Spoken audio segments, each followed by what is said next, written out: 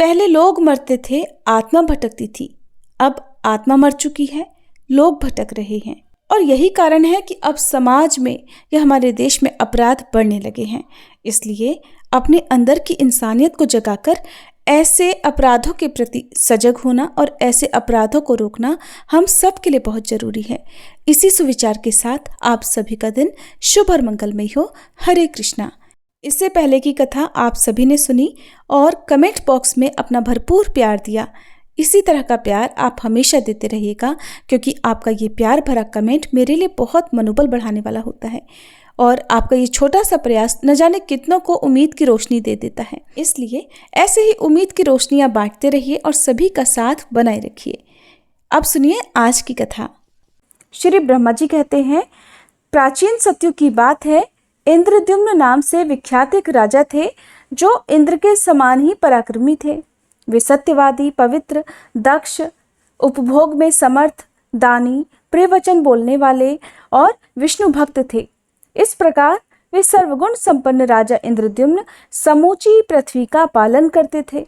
एक समय उनके मन में भगवान श्री हरि की पूजा अर्चना करने का विचार प्रकट हुआ। अब वे सोचने लगे कि मैं किस क्षेत्र में, किस तीर्थ में, किस नदी के तट पर या फिर किस आश्रम में देवाधिदेव भगवान जनार्दन की आराधना करूं। इसी चिंता में पड़कर उन्होंने मन ही मन पूरी पृथ्वी की ओर नजर घुमाई। समस्त तीर्थों, क्षेत्रों, नगरों की ओर देखा, लेकिन सभी को छोड़कर वे विश्वविख्यात मोक्षदायक पुरुषोत्तम क्षेत्र में गए। वहां उन्होंने बहुत ऊंचा मंदिर बनवाकर उसमें बलराम, श्री कृष्ण और सुभद्रा जी की स्थापना की तथा विधि पूर्वक स्नान, दान, तप, होम और देव दर्शन रूप पंच तीर्थों का अनुष्ठान करके प्रतिदिन भक्ति पूर्वक श्री पुरुषोत्तम भगवान की आराधना की और उन्हीं की कृपा से मोक्ष प्राप्त किया। मुनियों ने पूछा, हे सुरश्रेष्ठ, राजा इंद्रद्युम्न मुक्तिदायक पुरुषोत्तम क्षेत्र में किस ले गए और वहां जाकर उन्होंने वह त्रिभुवन विख्यात प्रासाद किस प्रकार बनवाया? प्रजापति, उन्होंने भगवान श्री कृष्ण, बलराम जी और सुभद्रा जी की स्थापना कैसे की? ये सब बातें विस्तार पूर्वक बताने की कृपा करें। तब श्री ब्रह्मा जी कहने लगे, हे ब्राह्मणों, तुम लोग जो प्राचीन वृतांत पूछ रहे हो वह सब पापों को दूर करने वाला, पवित्र, भोग और मोक्ष देने वाला तथा अत्यंत शुभ है। इस प्रश्न के लिए मैं तुम्हें धन्यवाद देता हूँ। तुम जितेंद्रिय और विशुद्ध चित्त होकर सुनो। मैं सतयुग के राजा इंद्रद्युम्न का चरित्र बतलाता हूँ। इस पृथ्वी पर मालवा में अवंती यानी उज्जैन नाम की नगरी विख्यात है। वही राजा इंद्रद्युम्न की राजधानी थी। अवंती इस पृथ्वी के मुकुट के समान थी। वहां हष्ट पुष्ट मनुष्य भरे हुए थे। उसकी चार दीवारी और दरवाजे बहुत मजबूत बने हुए थे। दरवाजों पर मजबूत किवाड़ और सुदृढ़ यंत्र लगे हुए थे। नगर के चारों ओर अनेकों खाइयां बनी हुई थी। नगर में बहुत से व्यापारी बसते थे। नाना प्रकार के बर्तनों की अच्छी बिक्री होती थी। रथ चलने लायक सड़कें और बाजार सुंदर थे। चौराहों से चारों ओर जाने के लिए मार्गों का अच्छी तरह से बंटवारा हुआ था। अनेकों घर और गोपुर बने हुए थे। बहुत सी गलियां उस नगर की शोभा बढ़ाती थी। राजहंसों के समान श्वेत और मनोहर महल लाखों की संख्या में बने हुए थे, जो उस पुरी की शोभा को और भी बढ़ा रहे थे। अनेकों यज्ञ संबंधी उत्सवों के कारण उस नगर में हमेशा आनंद छाया रहता था। गाने और बजाने की ध्वनि गूंजती रहती थी। तरह तरह की ध्वजा और पताकाओं से वह पुरी सुशोभित थी। हाथी, घोड़े, रथ और पैदलों की सेना चारों ओर व्याप्त थी। अनेक प्रकार के सैनिक वहां भरे थे। अनेकों जनपदों के लोग वहां पर बसे हुए थे। ब्राह्मण, क्षत्रिय, वैश्य, शूद्र तथा विद्वान पुरुषों से वह नगरी सुशोभित थी। वहां मलिन, मूर्ख, निर्धन, रोगी, अंगहीन और जुआरी मनुष्यों का अभाव था।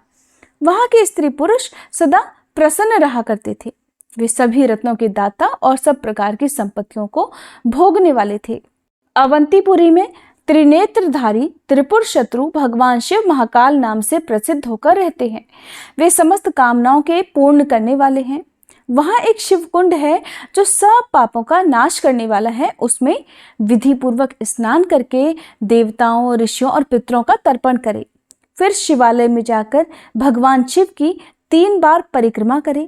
इसके बाद स्नान, पुष्प, गंध, धूप और दीप आदि के द्वारा भक्ति पूर्वक महाकाल का विधिवत पूजन करे। ऐसा करने वाला मनुष्य 1000 अश्वमेध यज्ञों का फल प्राप्त करता है।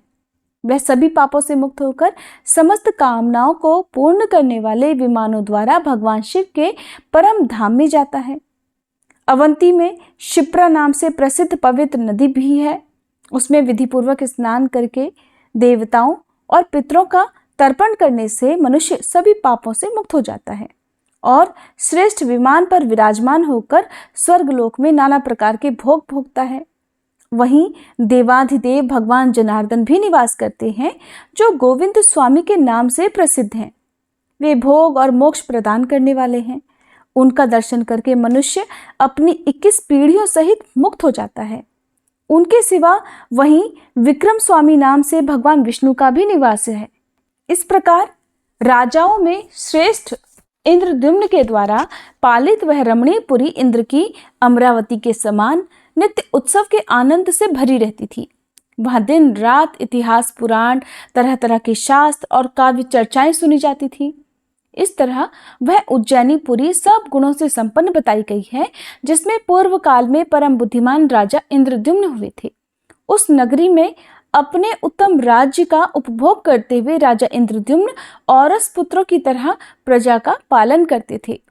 वे सत्यवादी, परम बुद्धिमान, शूरवीर, समस्त गुणों के आकर, मतिमान, धर्मात्मा और शस्त्रधारियों में श्रेष्ठ थे।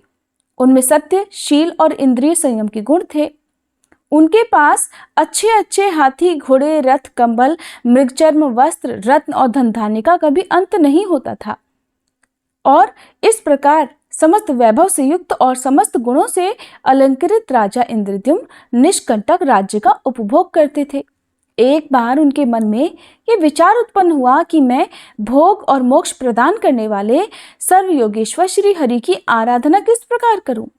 तब उन्होंने यत्नपूर्वक समस्त इतिहास, पुराण, वेदांग, धर्मशास्त्र, ऋषियों के बताए हुए नियम तथा संपूर्ण विद्या स्थानों का विचार किया।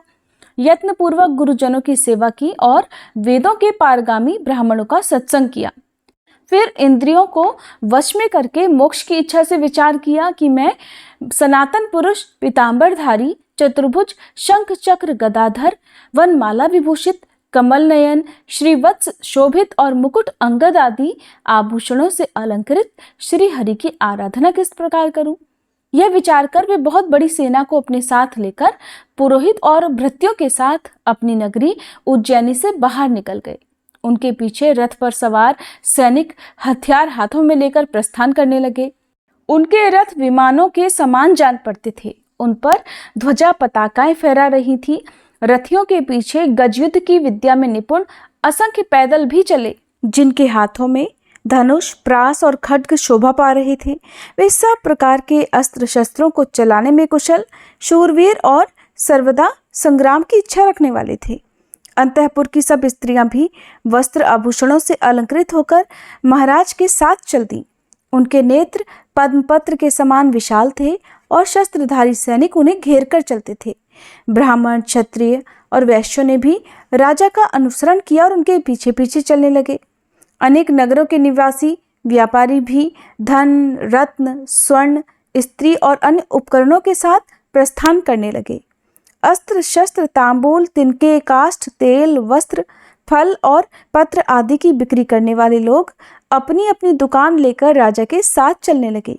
घसियारे, धोबी, ग्वाले, नाई और दर्जी भी हजारों की संख्या में साथ साथ चल रहे थे। मंगल पाठ करने वाले, पुराणों का अर्थ करने में प्रवीण कथावाचक, काव्य रचयिता कवि, विष झाड़ने वाले, गरुड़ विद्या के जानकार, तरह तरह के रत्नों की परीक्षा करने वाले, गज चिकित्सक, मनुष्य चिकित्सक, वृक्ष चिकित्सक, गौ चिकित्सक और समस्त पूर्वासी राजा के पीछे पीछे चलने लगे।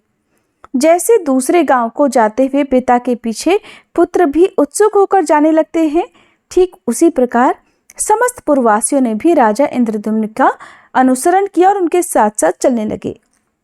इस प्रकार हाथी, घोड़े, रथ और पैदल सहित महान जन समुदाय के साथ धीरे धीरे यात्रा करते हुए महाराज इंद्रद्युम्न दक्षिण समुद्र के तट पर जा पहुंचे। वहां उन्होंने रमणीय समुद्र का दर्शन किया, जो लाखों उत्ताल तरंगों से व्याप्त होने के कारण नृत्य करता सा लग रहा था। उसमें अनेकों प्रकार के रत्न और तरह तरह के प्राणी भरे हुए थे। उसमें बड़े जोर का शब्द हो रहा था। खारे पानी से भरा हुआ वह नदियों का स्वामी सिंधु, परम पवित्र, सभी पापों को दूर करने वाला और समस्त मनोवांछित कामनाओं को पूर्ण करने वाला है। ऐसे समुद्र को देखकर राजाओं में श्रेष्ठ इंद्रद्युम्न को बड़ा आश्चर्य हुआ। उन्होंने समुद्र के तट पर पहुंचकर एक मनोहर प्रदेश में, जो कि सर्वगुण संपन्न और पवित्र था, निवास किया। मुनियों ने पूछा, हे ब्राह्मण, भगवान विष्णु के उस परम पवित्र पुरुषोत्तम क्षेत्र में क्या पहले भगवान की कोई प्रतिमा नहीं थी, जो राजा ने सेना और सवारियों के साथ वहां जाकर श्री कृष्ण, बलराम और सुभद्रा जी की स्थापना की? तब ब्रह्मा जी बोले, हे महर्षियों, इस विषय में समस्त पापों का विनाश करने वाली एक प्राचीन कथा सुनो। मैं उसे संक्षेप में कहूँगा। एक समय समस्त लोकों की सृष्टि करने वाले अविनाशी भगवान वसुदेव को प्रणाम करके भगवती लक्ष्मी ने सभी लोगों के हित के लिए इस प्रकार प्रश्न किया कि भगवान, आप तो समस्त लोकों के स्वामी हैं। मेरे हृदय में एक संदेह उत्पन्न हुआ है, उसका इस समय निवारण कीजिए प्रभु। अत्यंत आश्चर्यमय मर्त्य लोक को, जो परम दुर्लभ कर्म भूमि है, लोभ और मोह रूपी ग्रह ने ग्रस लिया है। वहां काम और क्रोध का महासागर लहराता है।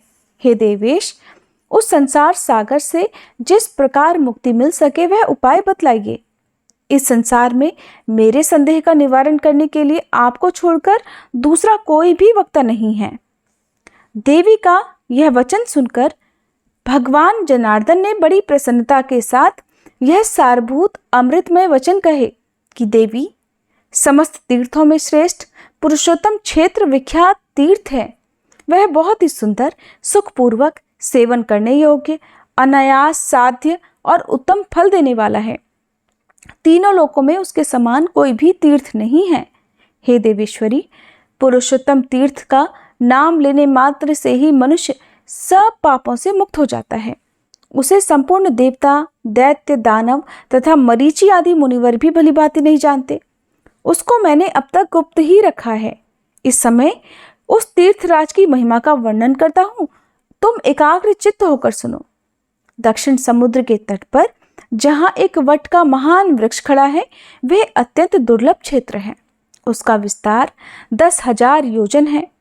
उस वट कल्प का संहार होने पर भी नष्ट नहीं होता। उस वट वृक्ष के दर्शन से और उसकी छाया के नीचे चले जाने से ब्रह्म हत्या भी छूट जाती है। फिर अन्य पापों की तो बात ही क्या है।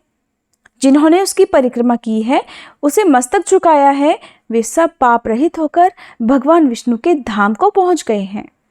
उस वट वृक्ष के उत्तर और भगवान केशव के कुछ दक्षिण जो बहुत बड़ा महल है, वह धर्ममय पद है। वहां स्वयं भगवान की बनाई हुई प्रतिमा का दर्शन करके पृथ्वी के सब मनुष्य अनायास ही मेरे धाम में चले जाते हैं। प्रिय, इस प्रकार सब लोगों को वैकुंठ धाम में जाते देखकर एक दिन धर्मराज मेरे पास आए और मुझे प्रणाम करके इस प्रकार बोले। धर्मराज ने कहा, भगवान, आपको नमस्कार है। देव, आप संपूर्ण लोकों के स्वामी और समस्त विश्व के पालक हैं। आपको नमस्कार है। आप क्षीर सागर के निवासी और शेषनाग के शरीर की शैया पर शयन करने वाले हैं। आप सबसे श्रेष्ठ, वरेण्य और वरदाता है प्रभु। सबके कर्ता होते हुए भी स्वयं अकृत हैं। आपको किसी दूसरे ने नहीं बनाया है। आप प्रभु शक्ति से संपन्न, संपूर्ण विश्व के ईश्वर, अजन्मा, सर्वव्यापी, सर्वज्ञ तथा किसी से परास्त नहीं होने वाले हैं। जानने योग्य, पुराण पुरुष, वक्ता वक्त स्वरूप सनातन परमेश्वर, कार्य कारण के उत्पादक, लोकनाथ और जगतगुरु हैं। आपका वक्ष स्थल श्री वत्स चिन्ह से सुशोभित है। आप वनमाला से विभूषित हैं। आपका वस्त्र पीले रंग का है। प्रभु, आपकी 4 बाहें हैं।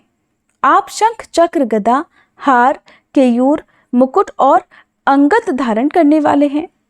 सब लक्षणों से संपन्न, समस्त इंद्रियों से रहित, कूटस्थ, अविचल, सूक्ष्म, ज्योति स्वरूप, सनातन, भाव और अभाव से मुक्त, व्यापक तथा प्रकृति से परे हैं। सबको सुख देने वाले सामर्थ्यशाली ईश्वर हैं। आप भगवान जगन्नाथ को मैं नमस्कार करता हूँ। भगवान विष्णु कहते हैं, महाभागे, यमराज को हाथ जोड़े और मस्तक झुकाए खड़ा देख मैंने उनसे स्तोत्र कहने का कारण पूछा कि महाबाहु सूर्यनंदन, आप सब देवताओं में श्रेष्ठ हो, आपने इस समय मेरी स्तुति किस लिए की है, संक्षेप से बताओ। धर्मराज बोले, भगवान, इस विख्यात पुरुषोत्तम तीर्थ में जो इंद्रनील मणि की बनी हुई श्रेष्ठ प्रतिमा है, वह सब कामनाओं को देने वाली है। उसका अनन्य भाव तथा श्रद्धा से दर्शन करके सब मनुष्य कामना रहित होकर आपके श्वेत धाम में चले जाते हैं। इसलिए अब मैं अपना व्यापार नहीं चला सकता। प्रभु, आप कृपा करके उस प्रतिमा को समेट लीजिए।